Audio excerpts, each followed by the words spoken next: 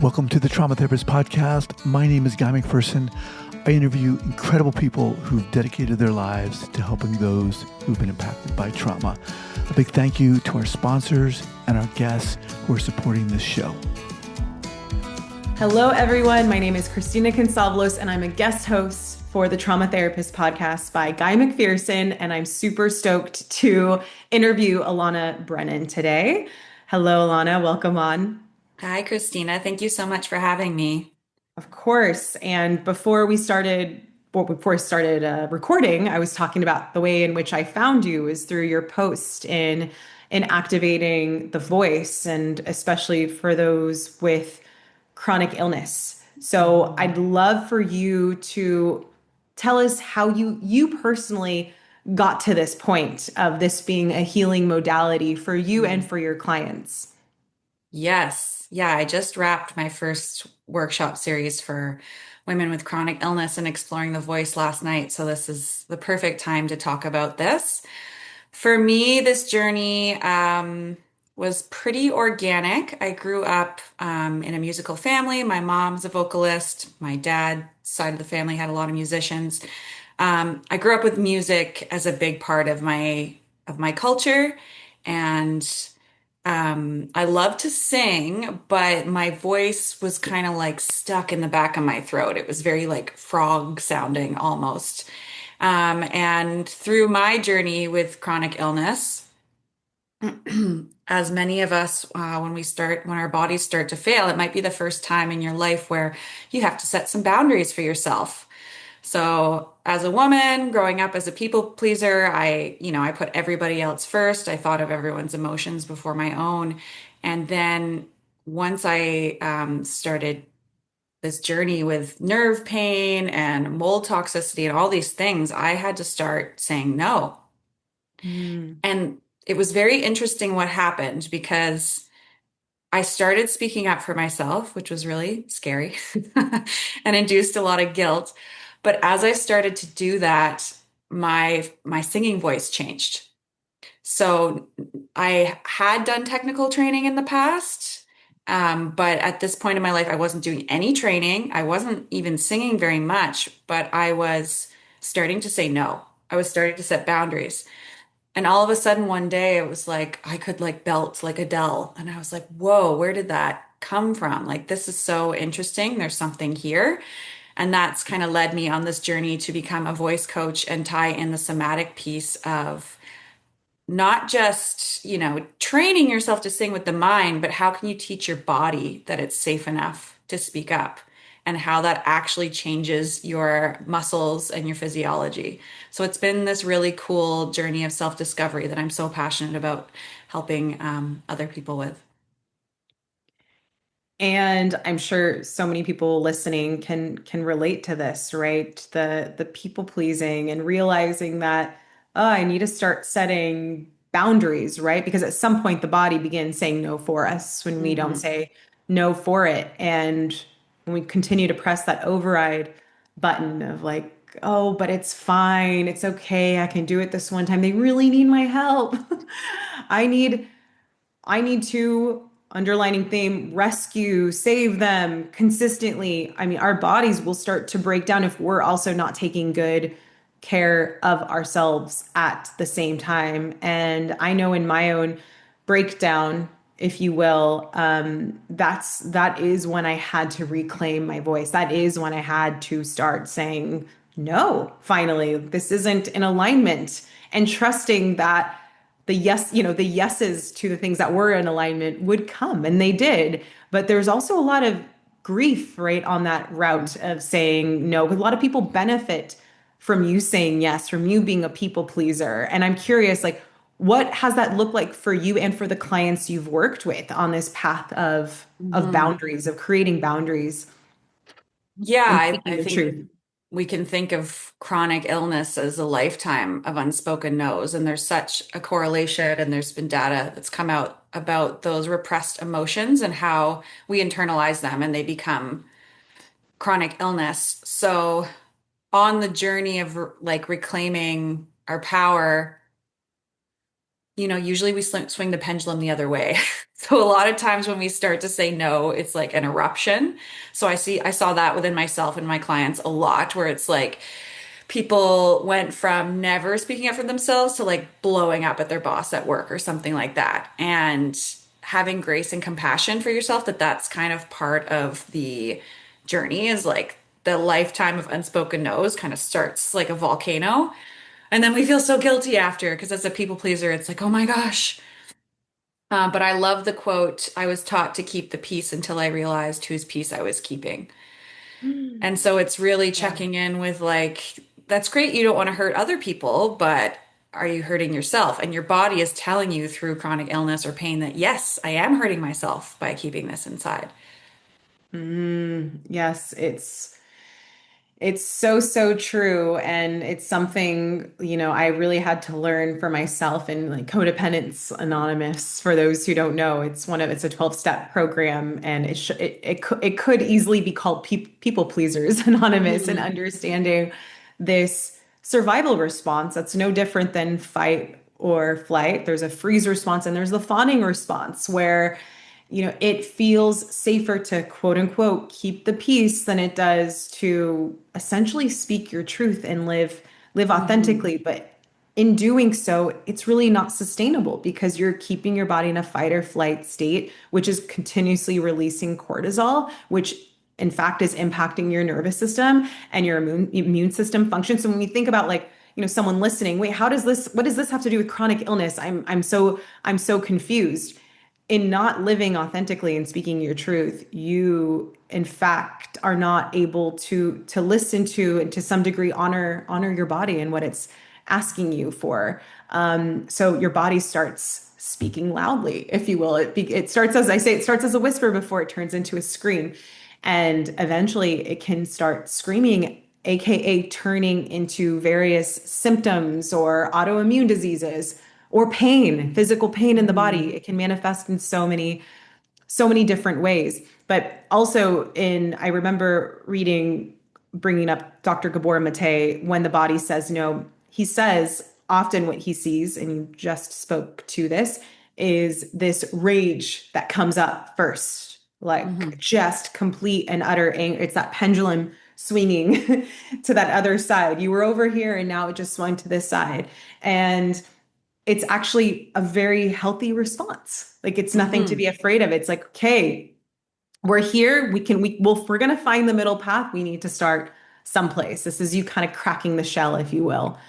Um, yeah. Yes, anger shows us where our boundaries are being crossed, and our culture has really taught us, especially as a woman, that there's no place for you to be angry. There's no place. Mhm. And so in the voice work I do, that is like a safe outlet where you can let the anger out and express. And whether that needs to be like a scream into your pillow, or I do a lot of work with toning, humming, but it's a way to move the energy, which, the breath starts in the belly and it rises all the way up and out the throat. That's our channel for release. So, yeah, we need to find healthy ways to express our anger. It's very important. It doesn't have to be once you start working with anger, instead of just trying to hold it in until you erupt, there are ways to express it in a more healthy way, or to feel seen and heard in a group. Like I do workshops with groups where we can feel validated and seen and heard in our chronic illness, because that's so important. And yeah, I think it's like a lifetime of not listening to your body when we get into that chronic pain and chronic illness. And we're so programmed by society that we might not even know we're not listening, or that we're not in truth. But disease means dis-ease, right? So we're not in alignment with our authentic truth. We just might have been taught that it's not safe to be that person, or you shouldn't be that person. But I really believe the body's trying to get our attention and bring us back into alignment. Yeah, 1,000%. And there's this belief that feeling angry, or just anger in general, is not, it's like not an ethical feeling. Like everything else is kind of acceptable, but this feeling, when in fact it's just as important. It's part of the spectrum of emotions. And when we don't feel it, we don't heal it, and it does go somewhere. Hmm. It's stored, to me, it's stored in the nervous system. And, we're saying now maybe the body doesn't keep the score exactly. However, I believe the nervous system does. And for those listening or watching who are interested, okay, like I want to feel my feelings, with especially anger. Like this isn't something I mean, I know for so long I was so uncomfortable with my own anger that I would say I don't experience anger. I would Mm. verbalize this to Same. many people. I'm like, Yeah. I don't know what anger feels like. I've never punched a pillow. Like my idea of what expressing anger was didn't exist in my repertoire until I really started doing this healing work and getting in touch with this emotion. So for those listening, what are ways in which someone could A, get in touch with that emotion, Hmm. and B, express it? And Hmm. something I've read that I believe too is that the opposite of depression is expression. So yeah, I'm curious. Yeah, I love to kind of take it back into the history of how we've gotten to where we've gotten. So, we know that 80% of autoimmune cases are in women. And if we look back at our mother's generation, grandmothers, great grandmothers, how have we gotten here to this point where we feel so unsafe to express? Well, it wasn't safe. It was, you were risking your life to speak up. You were risking your life to get angry. When you lived in a male-dominated world where your husband could, send you to a hospital and give you a lobotomy if you were hysterical, which means uterus, right? So that trauma of speaking up as a woman lives in our cells. And so remembering that feeling that you're feeling could go back multiple generations. So you're healing not just for you, but for many generations. And that's a big job. That's a big job. So don't expect for it to happen overnight kind of thing. Yeah, definitely like somatic movement, dance, breath, toning, chanting. I do a lot of work with just simple vowel tones in my workshops, because they give you like an acoustic inner massage and stimulate the vagus nerve and all the connective tissue going from your throat all the way down to your womb. Um, so if they're interested, I have a couple free sound meditations on my website, wombreclamation.com, where you can just start with a gentle hum and tone. But yeah, finding a place to express. I know some people who go to like the shooting ranges or a batting cage too, right? It's like there are Ah, places that you can go where, hey, everyone else is doing this here, so that you don't take it out on your kid or your dog or however it comes out. Because if we don't let it out, it's just going to explode, which I've done to people. I'm human, and the more we can start to work with that anger instead of try to repress it, um, the more, yeah, the easier it gets. And just honoring that this is a big job. This is like the first time in history for a long time where it's been safe for women to express. that's it. It's like this is so many of us are the first generation that has the privilege, aka the safety, to go there within themselves and feel like healthfully, safely feel their feelings, and be witnessed by someone else who's telling them, Hmm. who's guiding them. It's okay, you're not alone in this. You're still in your power. This does not make you weaker or more vulnerable. You're not going to lose, your house, your estate, your Hmm. marriage, like, and I'm not saying in all cases, but historically, right? This was the case sometimes. Like Yes. there was a real fear, even being, we go back in time, even being on the stake. Like if you spoke up as a woman, think of Yes. the witch trials and so forth. I mean, we carry this wounding for so long, and it's important for us to look at the history, as you said, because there's compassion there of like, okay, this is why, and this is also why I'm choosing to change this. This ends with me, and I feel so grateful and again privileged to be able to heal this, to feel this, so that the next generations don't have to go through what I went through. So there's something really beautiful in that. Um, and I'm curious, like in your work, even within yourself and with others, what transformations have you seen in people's mental health and their physical health? Like Mm. overall, what have you witnessed? Yeah, it's been really amazing to see a change in my own physiology. So, like I talked about with my story, how when I started setting boundaries, my throat opened up and my pelvis relaxed. So, I've seen the physiological change within my clients of dropping into their body more, opening more when they start to speak up for themselves and speak their truth because they are becoming that protector that they needed or they're making space for themselves and then the body relaxes and opens. That has definitely been the coolest thing. And then also yeah, I mean, your life can change, which we talked about. Your relationships can shift, which can be hard at first. You can lose people, but you come into more alignment with who you really are.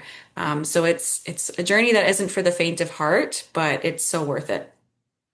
Yeah, because I say, what's the alternative, right? Of keeping the mask on. And I know there's this fear of losing people, but are you really losing people if they aren't in alignment with you and don't want the best for you in terms of, what is authentic, what does feel like your truth, what does feel right. And I think you'd also mentioned like your cortisol dropping too, right? And I Hmm. know for myself, like I used to have hypothyroid, and I know I no longer meet criteria after doing more voice work and just deep medicine work in general.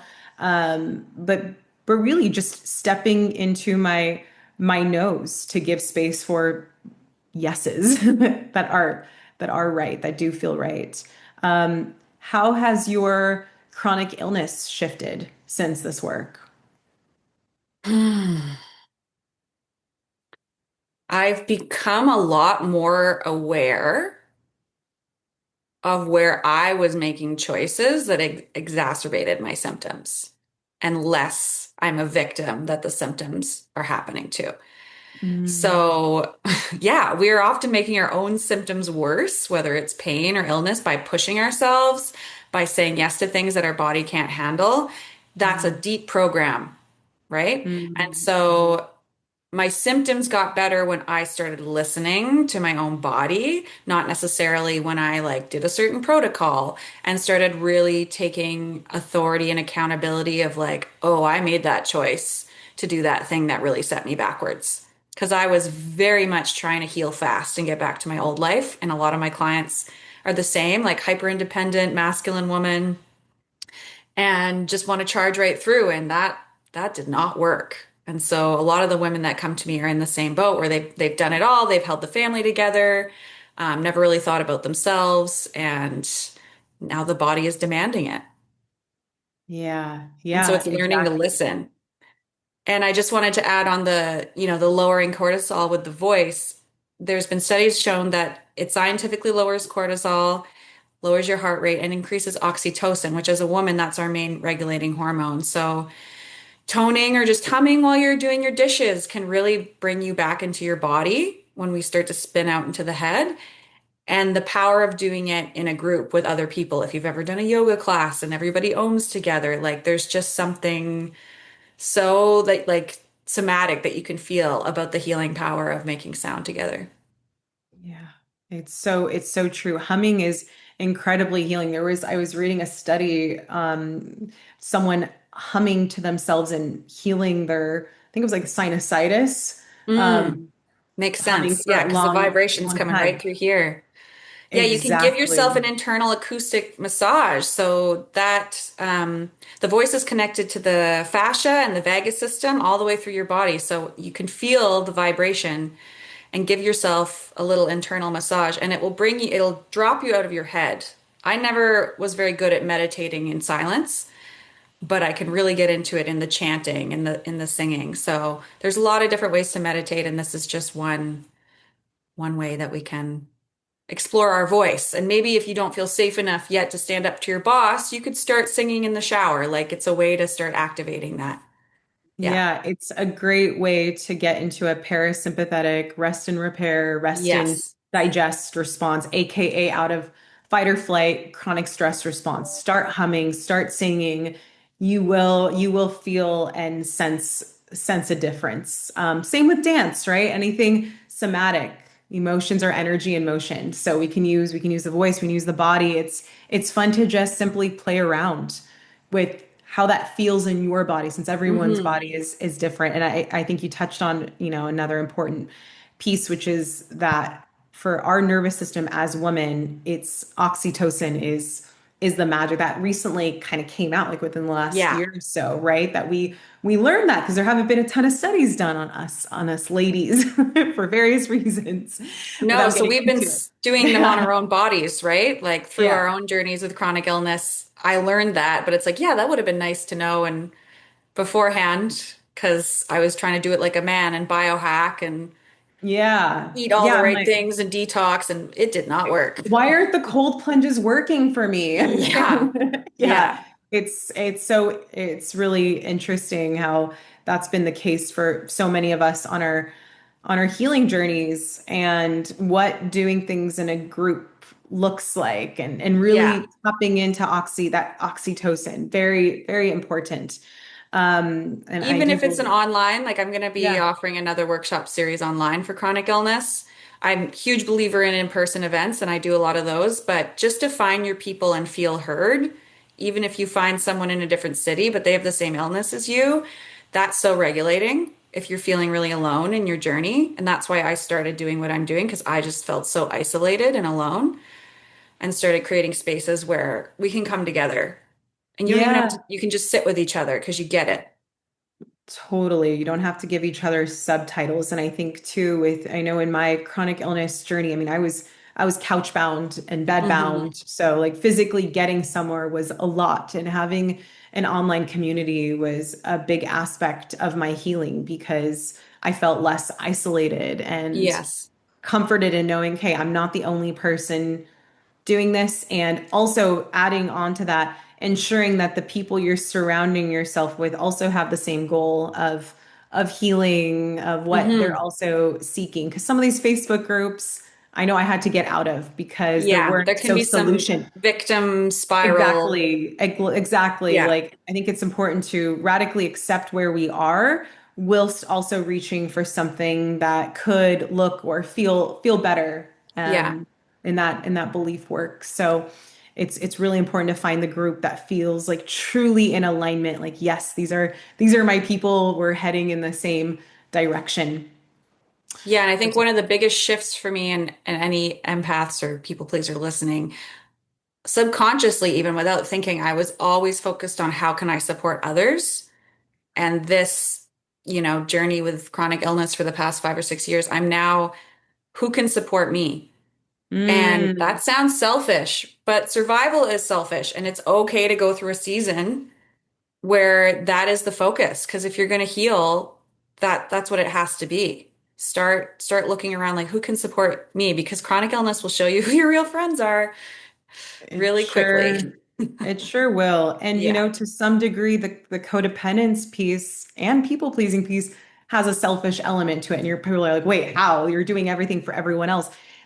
However, it's in order to create peace in your own life. So there's an element of control, Yeah. right? If this person is in good graces with me or I'm in good graces of them, I am safe. I'm getting my needs met. I'm getting Yeah, my needs met, even if it's at the absolutely. cost of myself, even if it's disingenuous and Yeah. not authentic. So it's also interesting to decondition and unravel that for yourself if that's a Hmm. journey that you're on.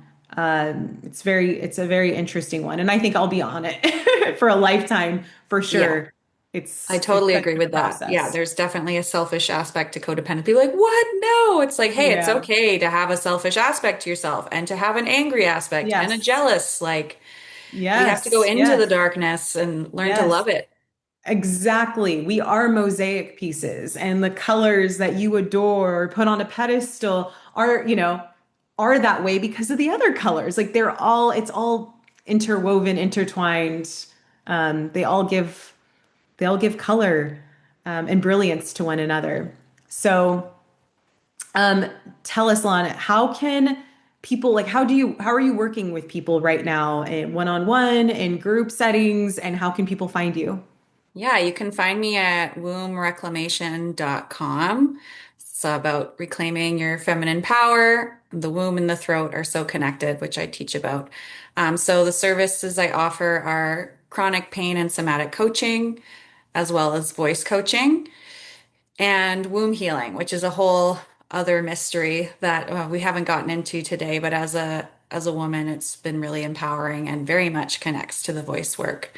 So yeah, you can find me on wombreclamation.com. I have lots of events and workshops, both online and in person, and follow along on Instagram and Facebook at Womb Reclamation. And are you going to be offering another voice container or series? Yeah, I will definitely be doing my next chronic illness series will be online, so that's great for anyone, anywhere. That's going to come up in August. So you can reach out to me if you're interested. And we meet once a week for 2 hours. And we talk about chronic illness and everything we're talking about today, setting boundaries. And it's just a space to share and be with other people that are going through what you're going through, which is so important. Yeah, I love it. Well, thank you for the powerful work that you do. And if you can leave everyone with just one thing today, what would that be? Mm, I think it would be it is safe for you to express yourself, and you are the creator. Mm, And so, really tuning into it's safe for me to be myself. mm, love that. Love that. Thank you Thank you so so much for much. having me, Christina. Really Yes, enjoyed wonderful this speaking chat. with you. Agreed. And yeah, everyone go check out Alanna's work whenever you have a chance. Sending everyone listening or watching so much love, so much healing. Thank you for tuning in. Take care. Bye bye.